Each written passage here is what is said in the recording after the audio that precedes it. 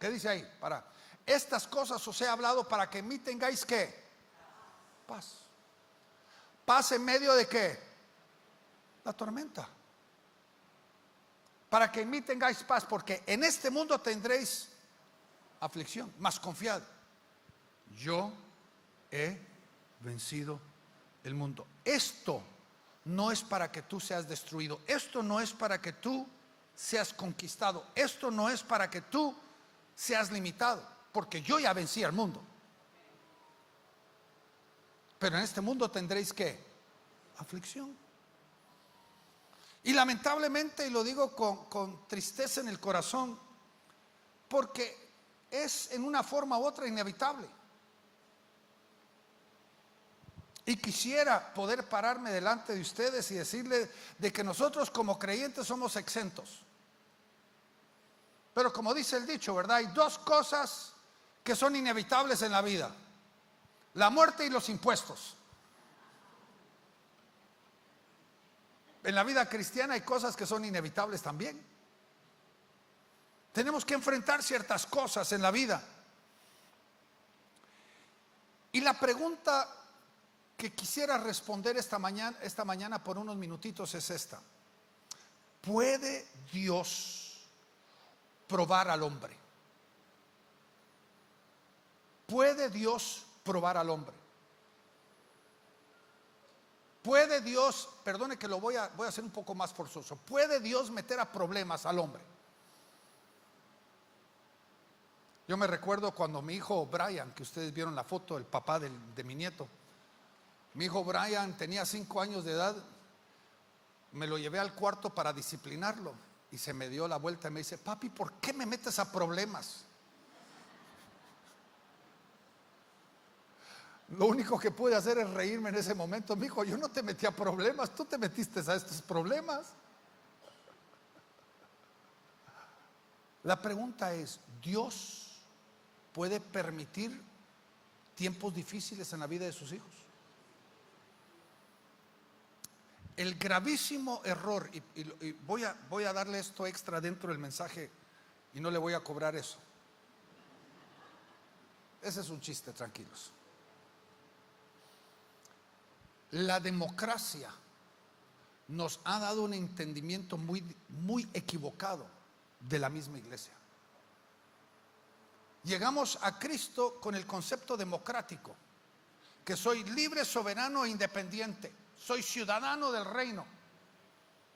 Y esa es una tremenda contradicción, porque en un reino hay un soberano y no existen ciudadanos en el reino, existen súbditos.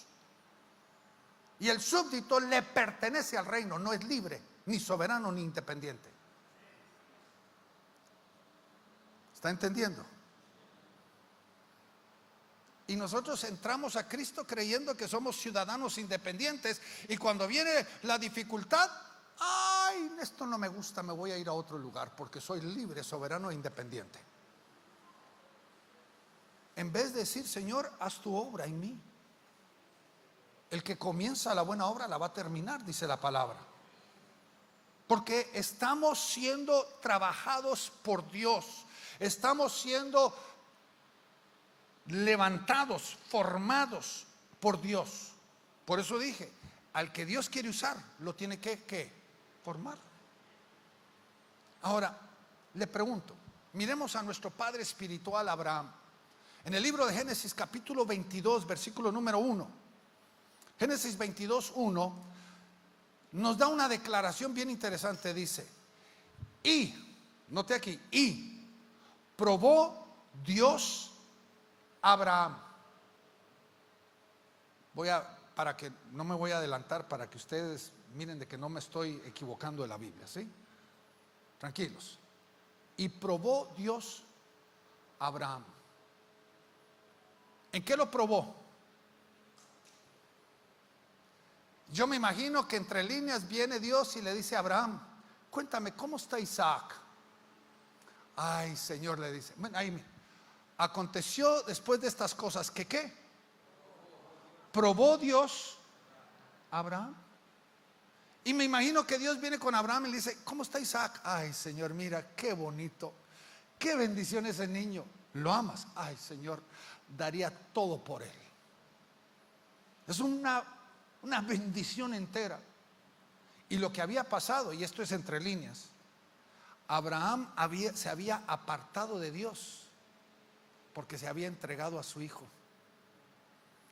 Como muchos padres hacen, ¿verdad? Tienen hijos y dejan de servir en la iglesia porque ahora sirven a sus hijos. Y Dios viene y dice que ¿qué? Y probó Dios a Abraham. ¿Y en dónde lo probó?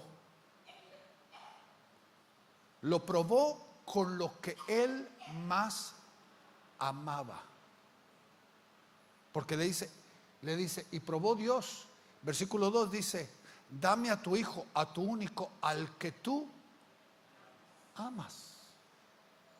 ¿Qué es lo que tú más amas en la vida?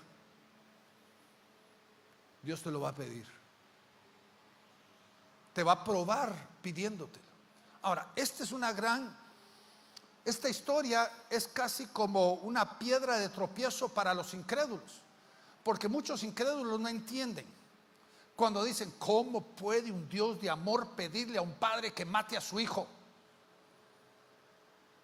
No lo entienden. Lo que ellos no entienden es de que Dios no pide algo que Él no está dispuesto a hacer. Se lo voy a repetir por si acaso le entró por un oído y le salió por el otro. Dios no pide nada que Él no está dispuesto a hacer primero. Porque lo que le pidió a Abraham es lo mismo que él hizo. De tal manera Dios amó al mundo que dio a su hijo amado por nosotros. Él le pidió a Abraham exactamente lo que él iba a hacer, pero le pidió lo más difícil que le podría pedir a un padre: dame a tu hijo, a tu único, al que tú amas, llévalo al monte Moría y ofrécemelo en sacrificio delante del monte. Ahora, me voy a saltar en la historia porque la historia no es a donde me quiero concentrar. Donde me quiero concentrar es cuál fue el propósito de la prueba. En el caso de Abraham, la prueba era para poder afirmar su pacto, expander el pacto que él había hecho con Abraham. Porque la historia nos dice: cuando terminó Abraham la prueba, Dios viene y desciende y le dice: afirmo todo lo que te he dicho. En el capítulo 12:1, en el capítulo 16, en el capítulo 13, cuando estabas en el monte y te dije: todo lo que ve tus ojos es tuyo, todo lo que pisan tus pies es tuyo. Y ahora le dice: quiero que mires las estrellas del cielo, porque así como no pueden ser contadas, serán tu descendencia. Afirma y expande su pacto con Abraham. Porque ¿qué hizo la prueba? La prueba confrontó presunciones, la prueba confrontó ideales, la prueba confrontó en dónde estaba el corazón de Abraham, lo redirigió al lugar correcto. La prueba hace eso, manifiesta en dónde está nuestro corazón, manifiesta las intenciones de nuestro corazón. En el libro de Salmo 105, versículo 19, hablando de José, en el Salmo 105, 19, ¿qué dice? Hasta la hora que se cumplió la palabra, el dicho de Jehová le probó. ¿De quién estaba hablando? De José. Véalo usted el contexto para que no crea de que yo estoy sacándolo del contexto. ¿Qué hizo Dios? Probó a José. José era un muchacho con destino. A muy temprana edad Dios le mostró lo que él iba a hacer. Y no hay hombre más desdichado que José. Era como un ave de mal agüero. Como en mi tierra usamos a veces un acento diferente, lo voy a decir como lo decimos en Guatemala: le iba de mal en peor. De mal en peor. No peor, sino peor. Y le iba mal en todo lo que él hacía. Lo hacía perfecto, lo hacía bien y le iba mal. Y uno diría: un Dios de amor, un Dios de misericordia, un Dios tierno, ¿cómo va a poner a su escogido a través de eso? lo que nosotros podemos ver es de que cada cosa difícil en la vida de José, Dios estuvo tratando con áreas de su vida para poder llevarlo a que él pudiera ser el segundo del rey y que él pudiera salvar a la humanidad de los 7 años de las vacas flacas. Si uno de esos ingredientes hubiera faltado, hubiera corrompido a José.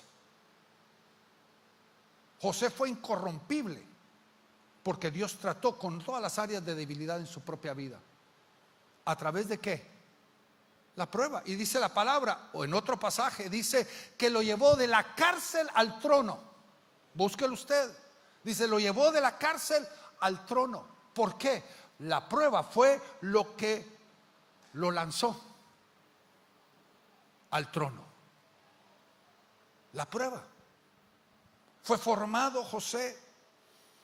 Nos dice en el libro de Éxodo capítulo 15, versículo 25, de que Dios probó a Israel. Lo probó su corazón. Dios permitió situaciones difíciles para poder manifestar y tratar con las áreas que necesitaban ser formadas.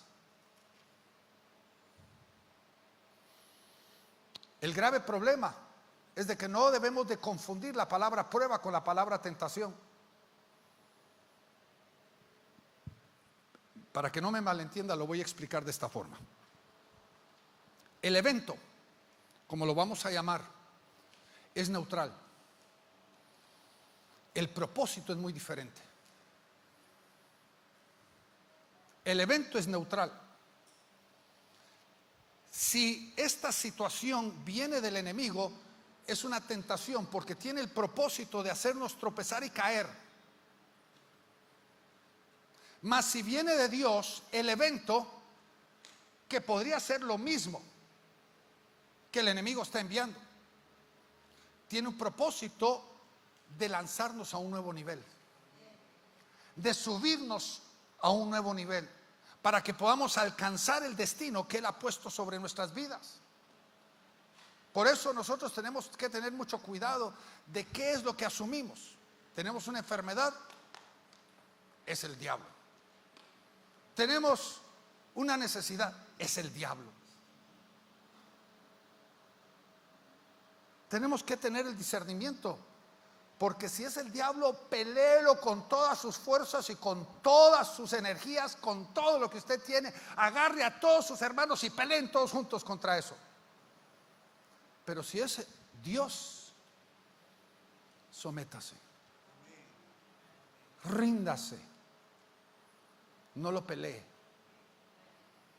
deje que Dios haga lo que Él tiene que hacer. Como la palabra de Dios lo está diciendo, fuego consumidor. ¿Qué está haciendo ese fuego?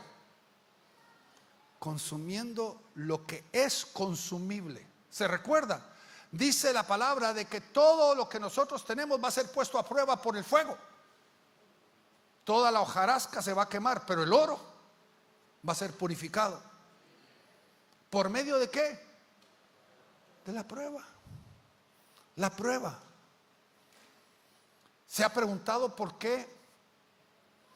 Es de que la palabra de Dios ahí en Mateo capítulo 4, versículo número 1, comienza el versículo diciendo que el Espíritu Santo llevó a Jesucristo al desierto para ser probado, tentado por el enemigo. ¿Quién fue el que guió a Jesucristo al desierto? ¿Para ser qué? Tentado. Ahora, note aquí está lo que yo quiero que usted entienda. Dios estaba permitiendo de que Satanás tentara a Jesucristo, pero desde la perspectiva divina, ¿qué estaba haciendo Dios? Dios estaba probando a Jesucristo. Satanás queriendo destruirlo, Dios se diría que subirlo a un nuevo nivel. ¿Por medio de qué? El mismo evento. Desde una perspectiva. Lo mismo podríamos nosotros ver la perspectiva de Job, ¿verdad? Vemos nosotros la perspectiva divina y vemos donde Dios permite a Satanás tentar a Job. Ahora le pregunto, ¿Dios se quedó con los brazos cruzados mientras que Satanás tentaba a Job? o Dios estaba trabajando en Job, formando a Job, preparando a Job para algo increíble delante de él. Creo que ese es el asunto. Y nosotros como creyentes debemos de empezar a enfrentar cada una de las cosas que nosotros estamos enfrentando con una perspectiva diferente. Porque Dios nos prueba. Y recuerde, la prueba no es para destruirnos. Porque hay una declaración, o hay dos declaraciones tácitas en la palabra. Primero, Dios no puede ser tentado. Y segundo, Dios no tienta a nadie. Son tácitas, claras. Y significa de que Dios nunca te va a llevar a una situación para tu destrucción. Con todo, donde Dios permite situaciones en tu vida, Él te va a fortalecer, Él te va a permanecer, Él te va a ayudar, no te va a abandonar ni te va a dejar hasta que haya cumplido todo lo que Él ha querido hacer dentro de tu vida. No vas a estar solo, no te dejaré ni te abandonaré. Muchos han hasta aún declarado, en mi perspectiva equivocadamente, de que el Padre abandonó a Jesucristo en la cruz. Una cosa es lo que Jesucristo sentía, otra es lo que el Padre había hecho. Jesucristo se sentía solo porque estaba llevando la carga del mundo, la carga del pecado, la carga del dolor, la carga de la angustia, la carga de la enfermedad, toda estaba sobre Jesucristo en la cruz. Y Él se sintió solo. ¿Por qué me has abandonado? El Padre no lo abandonó, no lo iba a abandonar. El Padre caminó con Jesucristo todo el camino. Porque, hermanos, en la culminación del tiempo, el segundo, el minuto, la hora más importante de toda la historia, el Padre no iba a dejar al Hijo solo. Porque era en la culminación del tiempo. Cristo fue enviado con un solo propósito: morir en la cruz. ¿Ustedes creen de que el Padre lo hubiera abandonado? El mismo Jesucristo dijo: si yo quisiera, legiones de ángeles vienen a mi rescate.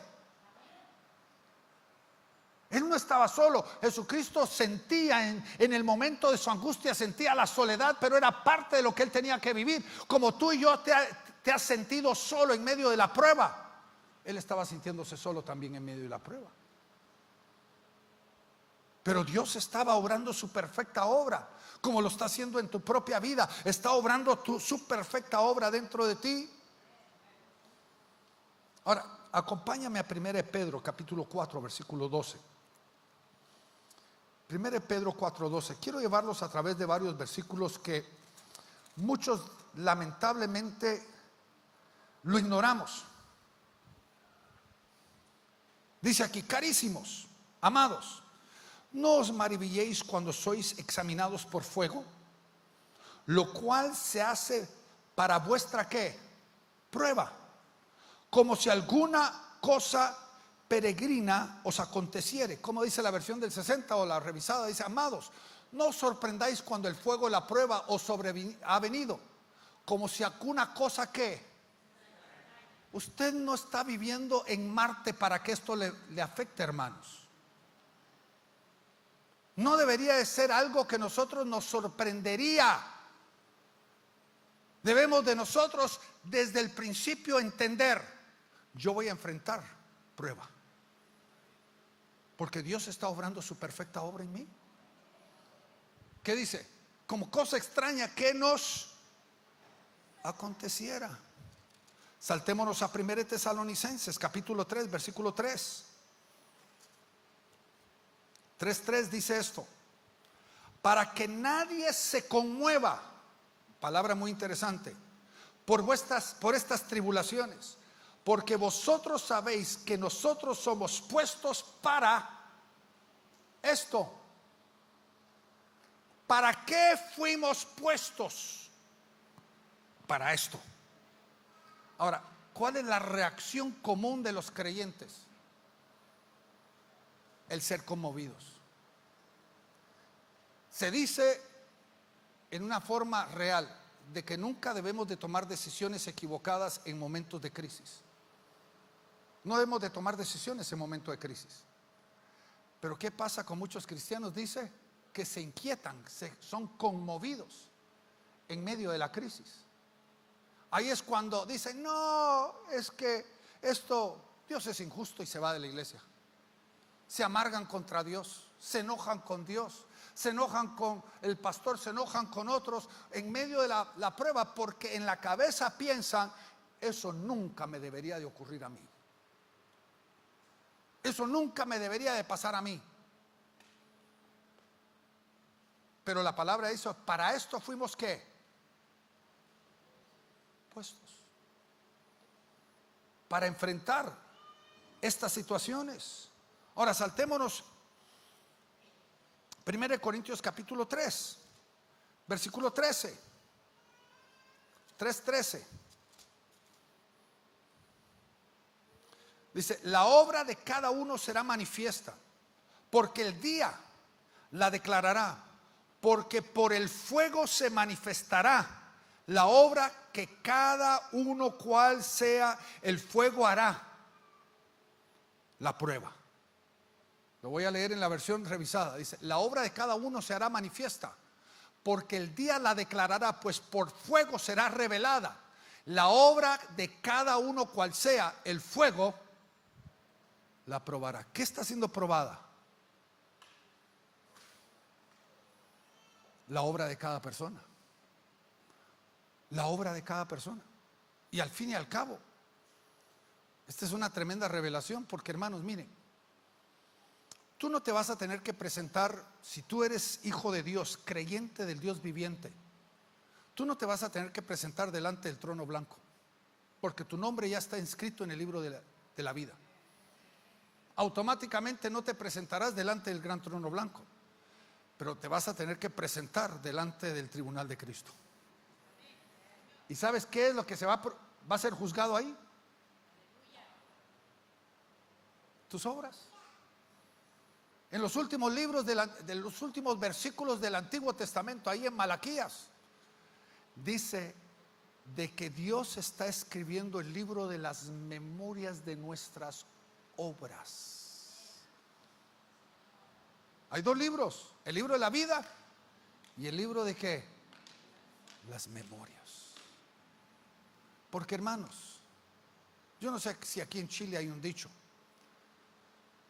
pero en Guatemala hay un dicho que dice, todos hijos o todos entenados. En otras palabras, todos hijos o todos hijastros. En una familia no hay hijos ni hay hijastros, todos son iguales.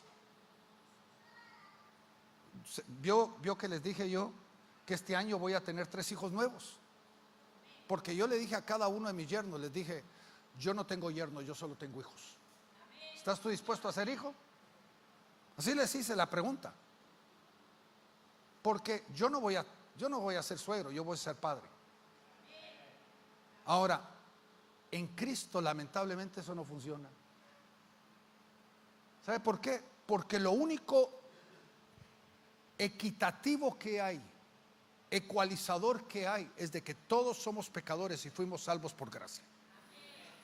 No es por obra, para que nadie se gloríe.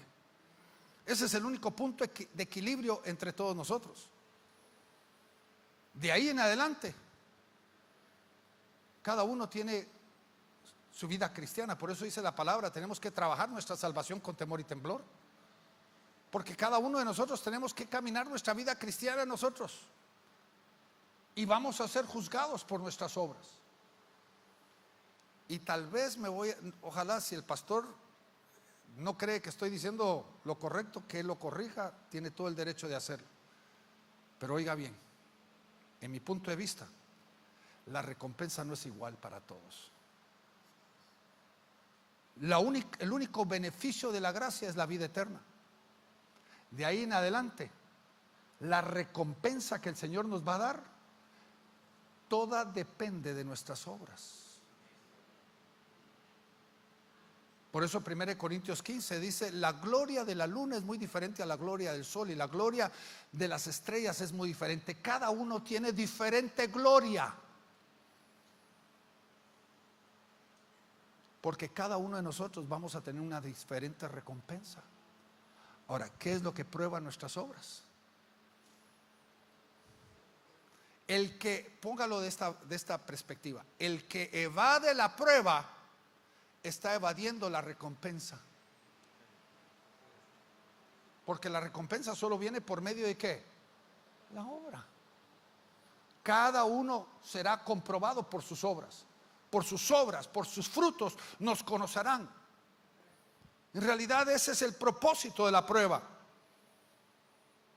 Nos dice 1 Pedro 1:6 de que nuestra fe está siendo probada en medio de la prueba. 1 Pedro 1:6. ¿Qué nos dice? Lo voy a buscar bien rápido aquí. 1:6 dice: en lo cual vosotros os alegráis estando al presente un poco de tiempo afligidos en diversas pruebas, si es necesario. ¿Por qué? Versículo 7. Para que la prueba de vuestra fe, la prueba de vuestra fe, la prueba de vuestra fe, mucho más preciosa que el oro, el cual perece, bien que sea probado por fuego, sea hallada en alabanza, en gloria, en honra, hasta cuando Jesucristo fuere manifestado. ¿Qué está siendo probado en medio de la prueba? Nuestra fe. Jesucristo, momentos antes de ser entregado por Judas, se le acerca a Pedro y le dice: Pedro, estoy orando para que tu fe no te falte. Y Pedro se asustó y le dice: es que el diablo ha pedido para zarandearte, mas yo te digo, Dios te puede fortalecer en medio de la prueba. Y le dice: cuando hayas terminado la prueba, afirma a tus hermanos. ¿Qué era lo que el enemigo iba a probar ahí? Poniéndolo en una situación difícil. Dios quería ver la fe de Pedro, si titubeaba, si tiraba la toalla. Y yo le puedo decir, en la vista humana, Pedro fracasó la prueba. Porque en cada una de las situaciones Pedro salió mal. En la tercera, sí, tú eres un seguidor. Y él empezó a sacar un chorro de palabras oesas para tratar de irse al opuesto, probarles a ellos de que él no era un seguidor de Jesucristo. Pero tenemos que entender, Dios no había terminado, porque en medio de las pruebas su gracia también nos fortalece. Y fortaleció a Pedro y fue confortado, fue levantado. Por eso Jesucristo se le acercó a Pedro, le dijo: ve a decirle a los discípulos y a Pedro, porque lo estaba afirmando en medio de la prueba, porque la prueba no había terminado. Solamente porque había negado a Jesucristo no significó que la prueba terminó. La prueba siguió hasta aún después de la resurrección. Pedro fue afirmado y confortado en medio de eso. Vayamos a Santiago 1:2. Me parece impresionante este pasaje. 1:2 dice: hermanos míos, tened por sumo gozo cuando os halléis en diversas pruebas, sabiendo que la prueba de vuestra fe obra paciencia. Mas tenga la paciencia su obra, ¿qué? Su obra perfecta, para que seáis perfectos y cabales, sin que os falte cosa alguna. ¿Cuál es el propósito de la prueba?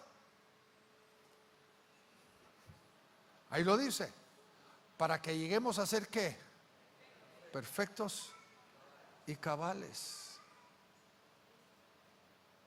Le pregunto, ¿podemos llegar a ser perfectos y cabales? Por nosotros mismos no. Yo creo en el poder de la oración, yo creo en el poder del ayuno, yo creo en el poder de la búsqueda de Dios. Todo es parte de algo importante en nuestra vida, Pero hermanos, no neguemos el poder de la prueba. Porque ¿qué hace la prueba? Nos perfecciona y nos hace cabales. ¿Cuántos de ustedes hoy, perdone que lo diga desde esta perspectiva, están cabales? No estoy hablando de su mente, sino en todo su ser. El cabal, la palabra cabal es cuando uno tiene sencillo. Imagínense que vengo yo y le pido al pastor Jonathan a que haga algo por mí y yo le doy dinero, él va y compra algo, y como tenemos una amistad entre él y yo, nos conocemos por ¿cuántos años? 20 años. Por 20 años él tal vez me tiene tanta confianza que se queda con el vuelto, o me entrega una parte del vuelto porque es demasiado confianzudo. Le pregunto, ¿él me está devolviendo lo cabal? No. Entienda esto: cuando Dios hace la obra en nosotros, la hace perfecta y cabal. No nos va a faltar nada de lo que es necesario para que lleguemos a nuestro destino. Todo lo que Dios ha comenzado lo va a perfeccionar, lo va a hacer perfecto en nosotros. Y es parte del proceso en nuestra vida. Jesucristo tuvo que enfrentar lo mismo, mi querido hermano. Note lo que Hebreos capítulo 2 versículo 10 nos lo dice: porque convenía que aquel para que quien son todas las cosas, por quien son todas las cosas, llevando muchos hijos a la gloria, hiciera perfecto por medio de los padecimientos al autor de la salvación de ellos. Le pregunto algo conforme a este versículo. ¿Jesucristo necesitaba ser hecho perfecto?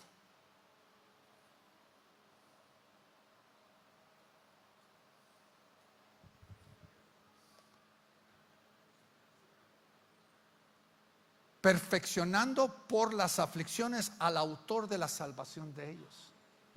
Jesucristo necesitaba ser hecho perfecto. Ahí dice que sí. ¿Y cómo fue que Él fue hecho perfecto para ser el Salvador? Por medio de la prueba. Por medio de la prueba. Ahora, si Jesucristo tuvo que enfrentar la prueba para alcanzar eso, ¿cuánto más nosotros? ¿Cuánto más nosotros tenemos que permitir de que Dios haga su obra perfecta en nosotros? Ahora, rápidamente, antes de que me toquen el timbre, ¿qué es lo que Dios está obrando en nosotros? 1 Pedro 4:1 dice: por tanto, puesto que Cristo ha padecido en carne, armaos también vosotros con el mismo propósito. Pues quien ha padecido en la carne ha terminado con el pecado. ¿Qué es lo que la prueba hace? Trata con la naturaleza pecaminosa en nosotros. Porque el que está en medio de la prueba termina con el pecado. Dios está limpiando aún nuestra carne, la naturaleza pecaminosa en nosotros por medio de la prueba. Porque ¿qué está haciendo? Está sacando, conquistando esa área de debilidad dentro de nuestras vidas. Segundo, 1 Pedro 1:7, ya lo leímos: hasta que Cristo sea formado en nosotros. ¿Qué está haciendo la obra de la prueba en nosotros? Formando a Cristo. Menos de mí, más de Él. Menos de mí, más de Él. Es necesario que yo mengüe y que Él crezca en mí. Que lo que la gente ve es menos de mí, más de Él. Hasta que Cristo sea formado en nosotros. Regreso a 1 Pedro 1:7. Ya lo leímos. Hasta que seamos hallados alabanza, gloria y honra en Cristo Jesús. Te pregunto, ¿es tu vida de alabanza, honra y gloria para Dios? No te pregunto, no pido que tú me respondas hoy. Respóndete a ti mismo. Porque voy a decirte, la prueba te lleva a que Dios, tu vida sea como un sacrificio vivo, alabanza, gloria y honor para Dios. Porque, hermanos,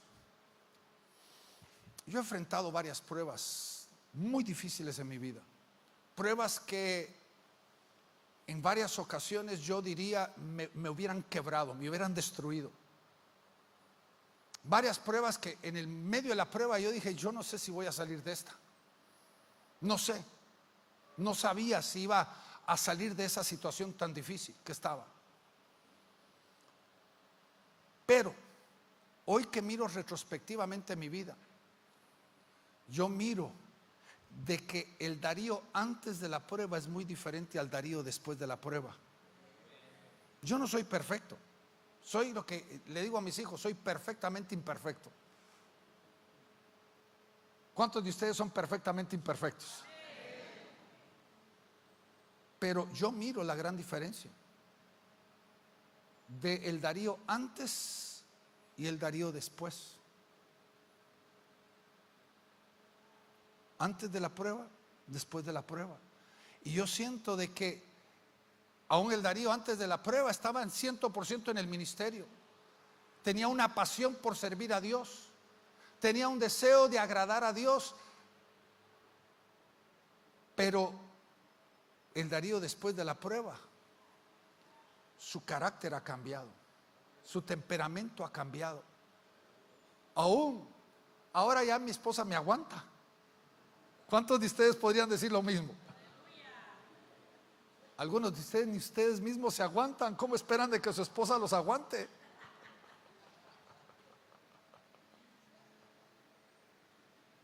¿Qué hace la prueba? Te lleva a un nuevo nivel donde tu vida agrada a Dios. Tu diario vivir agrada a Dios. Tu forma de vivir agrada a Dios. Tu deseo es de agradar a Dios. ¿Y qué hizo la diferencia? Fue la prueba en tu vida. Y el grave problema, mi querido hermano y hermana, es esto: de que lamentablemente muchos de nosotros desechamos la prueba porque no entendemos de que hay una obra perfecta que Dios está haciendo en medio de la prueba. No puede haber una renovación y no puede haber un avivamiento dentro de nuestras vidas sin que nosotros hayamos enfrentado prueba. Quiero que usted lo entienda tajantemente. Dios no puede moverse en una forma nueva y fresca en su vida si usted no ha enfrentado la prueba.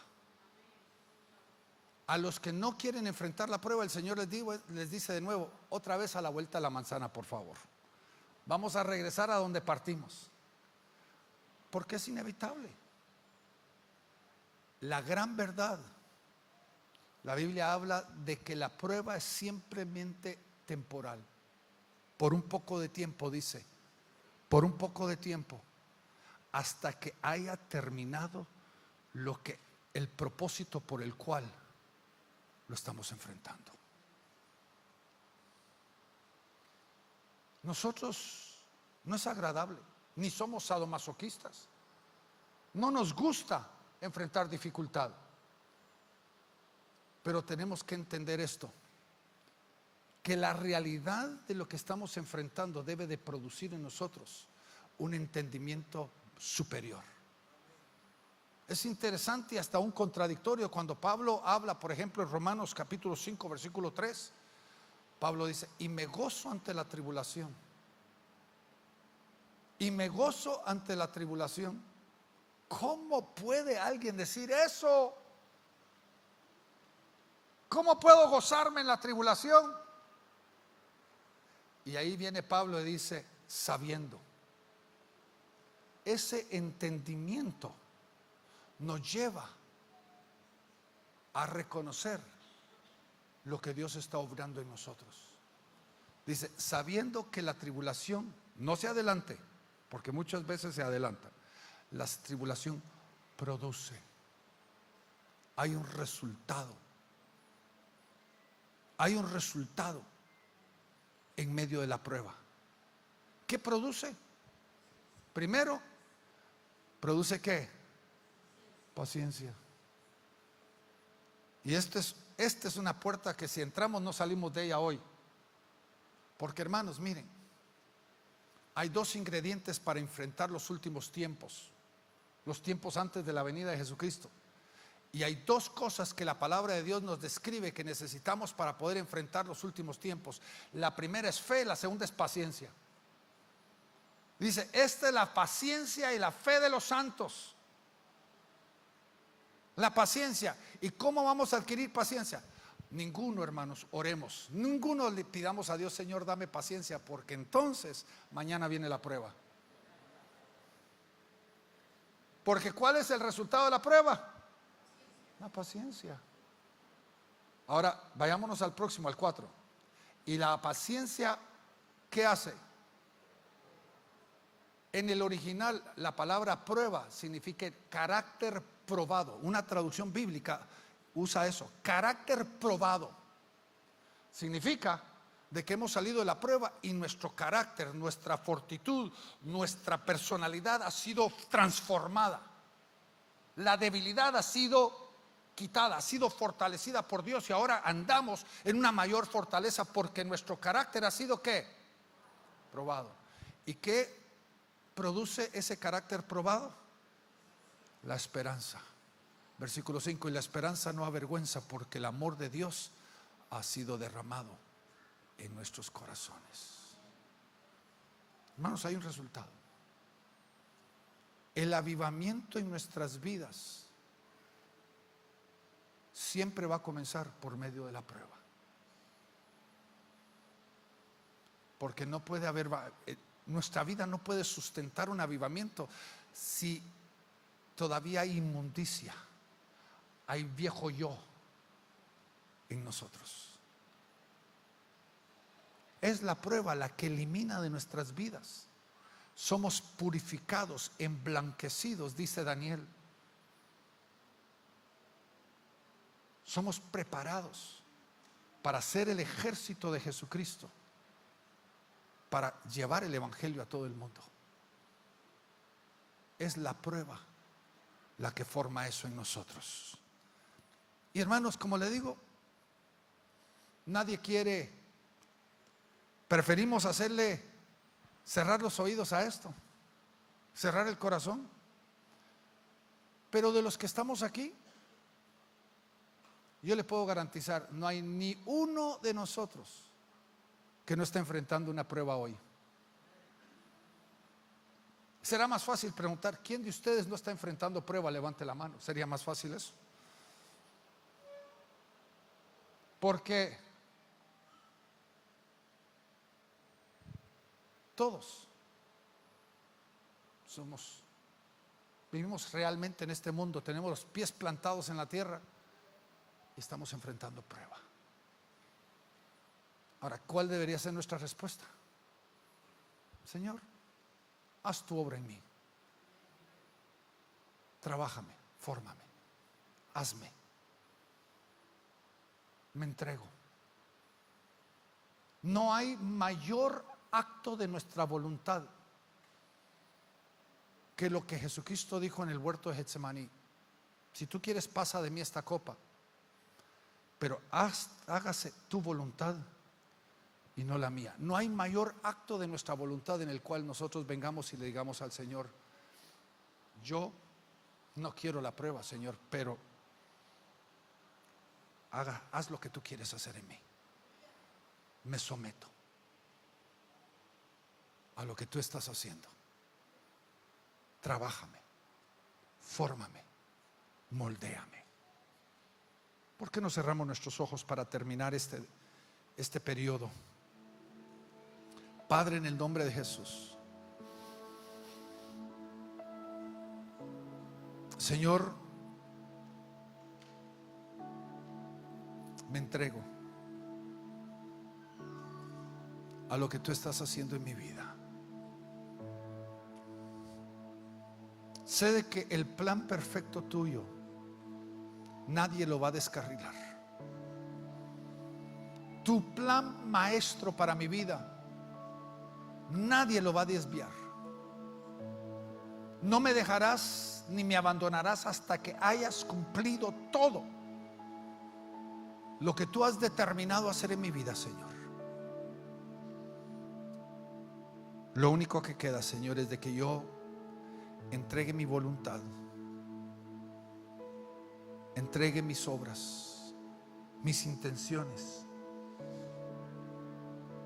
para que tú hagas tu obra perfecta en nosotros. Quiero descansar en ti, Señor, porque no hay lugar más perfecto que estar en tus manos, Señor. Quiero descansar en medio de la prueba, quiero descansar en ti, Señor. No me quiero afanar, no me quiero atribular a mí mismo. No quiero que la duda ni el temor me conquisten. Quiero encontrar ese lugar de descanso en ti, Señor. Porque tu palabra dijo: mi yugo es fácil y ligera mi carga. Quiero descansar en ti, Señor, hasta que tú hayas terminado lo que te has propuesto hacer en mí, Señor. Señor, haz tu obra en nosotros, tu obra perfecta, que te agrada, que es de alabanza, gloria y honra, en el nombre de Jesús. Amén y amén. Bendiciones, hermanos.